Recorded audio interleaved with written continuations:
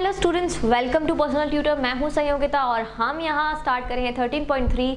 आगे कुछ क्वेश्चंस हम पहले डिस्कस कर चुके हैं, पुराने क्वेश्चंस। अब आगे बढ़ रहे हैं एग्जाम्पल नंबर 3 के साथ। स्टार्ट करते हैं एग्जाम्पल नंबर 3।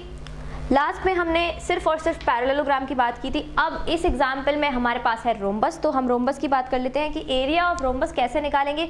बिल्कुल वैसे ही जैसे हमने एरिया ऑफ पैरेललोग्राम निकाला था। रोम्बस और पैरेललोग्राम के एरिया के फॉर्मूला में कोई भी डिफरेंस नहीं है, सेम फॉर्मूला होगा। चलिए स्टार्ट करते हैं example number 3।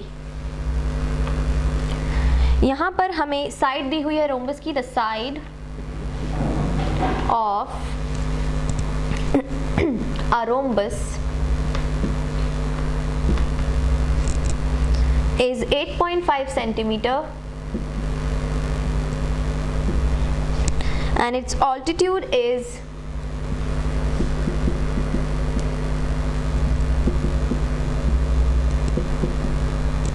6 centimeter. Find its area.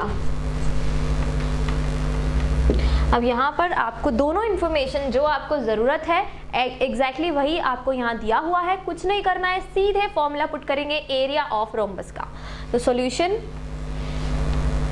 Area of rhombus is equals to base multiplied by altitude. यहाँ पर हम लिखेंगे बेस हमें जो है वो ये दिया हुआ है 8.5। किसी भी साइड का मतलब होता है बेस। इसके बाद अल्टीट्यूड हमें डायरेक्टली 6 दिया हुआ है। तो यहाँ पर हम कर देंगे इन दोनों का मल्टीप्लाई, 8.5 मल्टीप्लाइड बाय 6, तो ये हमारे पास आ जाएगा 51 स्क्वायर सेंटीमीटर। आपको याद रखना है कि जो ये स्क्वायर मैं लिख रही हूँ ये बहुत इंपॉर्टेंट है। जब आप एरिया निकाल रहे हैं तो आपका जो आंसर है वो स्क्वायर यूनिट में ही आएगा, ये बात आपको ध्यान रखनी है। ये हमारा यहाँ पर हो गया सॉल्व। सिंपल था काफ़ी क्वेश्चन।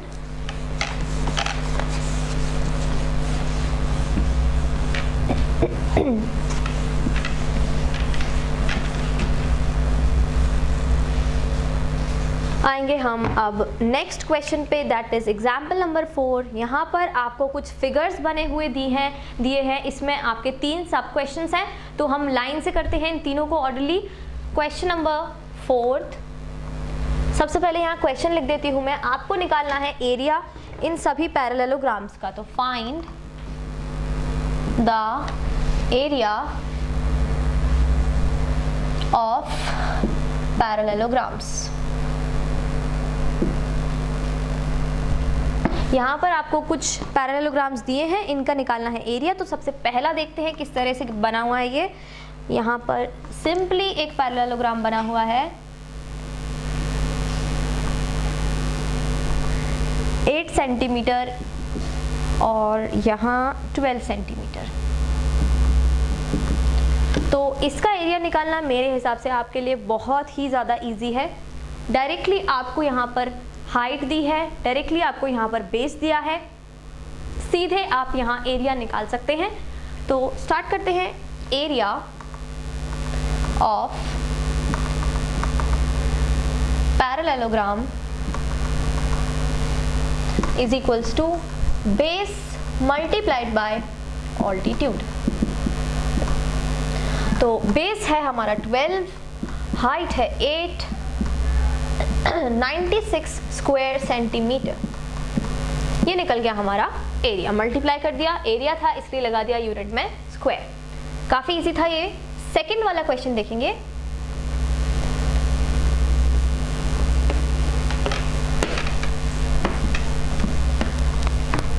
सेकंड क्वेश्चन जो है इसका सब क्वेश्चन 2 जो है उसमें हमें गिवन है एक और पैरेललोग्राम और नीचे वाली जो साइड है ये दी हुई है 10 सेंटीमीटर।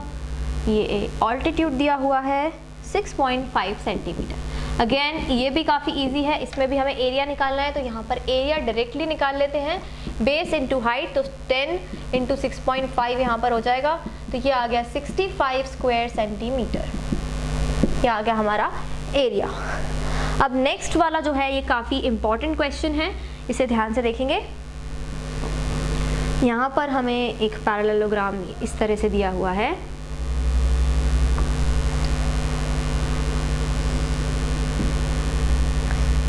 एट सेंटीमीटर, और ये हमें दिया है 13.8 सेंटीमीटर, और ये हमें यहाँ दिया हुआ है 9.6 सेंटीमीटर। अब ये इम्पॉर्टेंट इसलिए है कि यहाँ आपको समझ नहीं आ रहा होगा कि आपका जो बेस है वो क्या है, आपकी जो हाइट है वो क्या है, कौन सी साइड को आप बेस लें, तो ये आपको यहाँ पे समझना ज़रूरी है स्टूडेंट्स। इसलिए ये जो है क्वेश्चन इम्पॉर्टेंट है।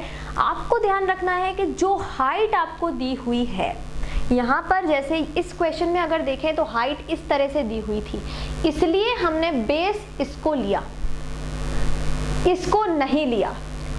ऐसे ही हाइट हमें इस बार इस तरह से दी है, वर्टिकली दी हुई है हाइट, मतलब जो हमारा पैरेललोग्राम है वो वर्टिकली दिया हुआ है, तो हाइट हमें ये दी है, तो बेस भी हम वही लेंगे जिसके ऊपर हाइट है, जिसके ऊपर परपेंडिकुलर बन रहा है, जिस साइड के ऊपर, उसी साइड को हम बेस लेंगे।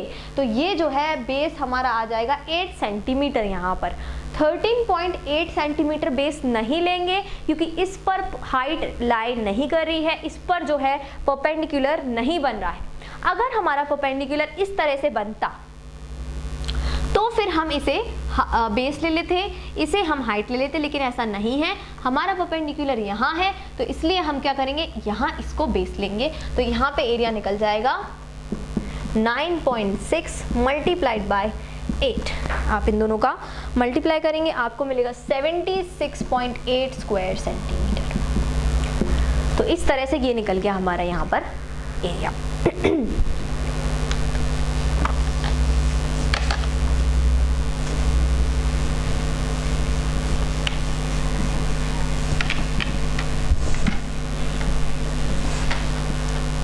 करेंगे हम next question, question number 5।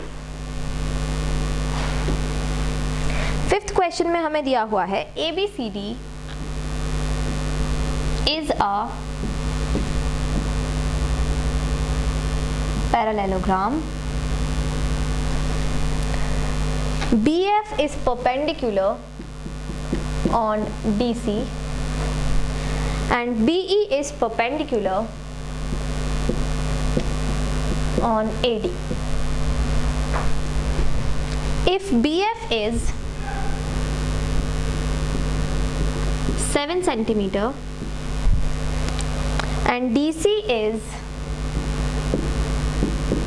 16 centimeter, then find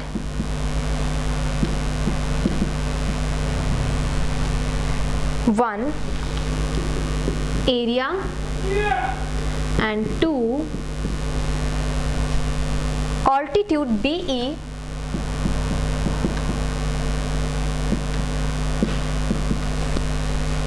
if AD is equals to 10 centimetre. ये पूरा हमारा क्वेश्चन है। इस क्वेश्चन को पहले समझते हैं कि ABCD एक पैरेललोग्राम है, ठीक है। हम यहाँ बना लेते हैं एक पैरेललोग्राम ABCD।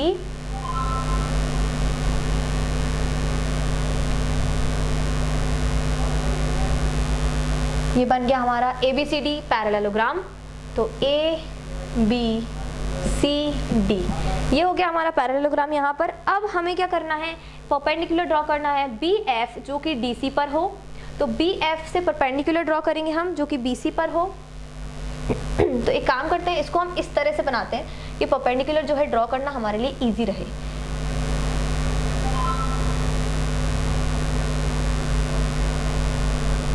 ABCD ये परपेंडिकुलर बन गया BF जो कि है DC पर। अब हमें यहाँ पर एक और परपेंडिकुलर बनाना है BE जो कि हो AD पर। AD पर एक परपेंडिकुलर ड्रॉ करेंगे BE। नाउ हमें BF जो है उसकी हाइट दे रखी है 7 सेंटीमीटर्स और DC जो है वो हमें दिया है 16। हमें फाइंड करना है इसका एरिया। तो एरिया फाइंड करना तो आप जानते हैं काफ़ी इजी है। इसमें हम निकालेंगे इसका एरिया, दोनों चीज़ें हमारे पास गिवन हैं, तो एरिया इज इक्वल्स टू क्या हो जाएगा, BF इंटू DC, क्योंकि BF जो है बेस है, DC जो है बेस है, BF जो है वो हाइट है, तो ये हो गया BF है 7, ये है 16, तो ये हो गया 16 7 112 सेंटीमीटर स्क्वायर। ये तो आ गया हमारा यहाँ पर एरिया, जो अभी तक हम जो करते आए थे वही हमने यहाँ तक किया। लेकिन इसके आगे जो क्वेश्चन है वो थोड़ा सा डिफरेंट है। हमें दिया हुआ है, हमें फाइंड करना है ऑल्टीट्यूड BE, मतलब हमें ये ऑल्टीट्यूड निकालना है when AD is 10 centimetre. AD हमें 10 दिया हुआ है और हमें निकालना है BE। अब इसके लिए हमारे पास एरिया का फॉर्मूला है जिसमें इसका एक बेस और इसका एक ऑल्टीट्यूड यहाँ पर आ जाएगा, तो हम एरिया दूसरी तरह से भी निकाल सकते हैं। तो एरिया इज इक्वल्स टू हमें क्या दिया है 112, ये हमने अभी निकाला, और एरिया का फॉर्मूला होता है base multiplied by altitude is equals to 112। अब बेस और ऑल्टीट्यूड का मल्टीप्लाई मतलब अब हम ये वाला बेस और ये वाला ऑल्टीट्यूड ले लेंगे जो सेकंड वाले क्वेश्चन में हमें दिया हुआ है। तो बेस हम ले लेंगे AD और ऑल्टीट्यूड हम ले लेंगे BE। तो यहाँ से AD की वैल्यू हमें दी हुई है 10, BE हमारे पास नहीं है, वो हमें फाइंड आउट करना है। तो BE is equals to 112 divided by 10, तो यहाँ पर हम कर देंगे 112 का डिवाइड 10 के साथ में, तो ये हो जाएगा 11.2 सेंटीमीटर। यह आ गया हमारा BE। तो आई होप ये क्वेश्चन आपको समझ में आया होगा। थोड़ा सा डिफरेंट और थोड़ा सा अच्छा यूनिक क्वेश्चन था। इस तरह के क्वेश्चंस एग्जाम में ज़रूर आपसे पूछे जाते हैं अगर ज़्यादा मार्क्स के इस चैप्टर में से क्वेश्चन आते हैं तो ये बेसिक क्वेश्चन से थोड़ा सा एक लेवल अप था। अगर इसमें कोई भी डाउट है तो आप उसे कमेंट सेक्शन में डाल सकते हैं। प्लस हम आपको प्रोवाइड करते हैं पर्सनल ट्यूटर जो है वो आपको प्रोवाइड करता है होम ट्यूशन्स ऑनलाइन भी। तो आप चाहें तो अपने घर बैठे बैठे हमसे या हमारे चैनल पर किसी भी टीचर से आप ट्यूशन्स ले सकते हैं। आपको सिर्फ इतना करना है कि डिस्क्रिप्शन में जाना है, एक लिंक है, एक नंबर है, उसके थ्रू आप हमें कांटेक्ट कीजिए। मिलते हैं नेक्स्ट वीडियो में एक नए क्वेश्चन के साथ में। तब तक के लिए goodbye and thank you.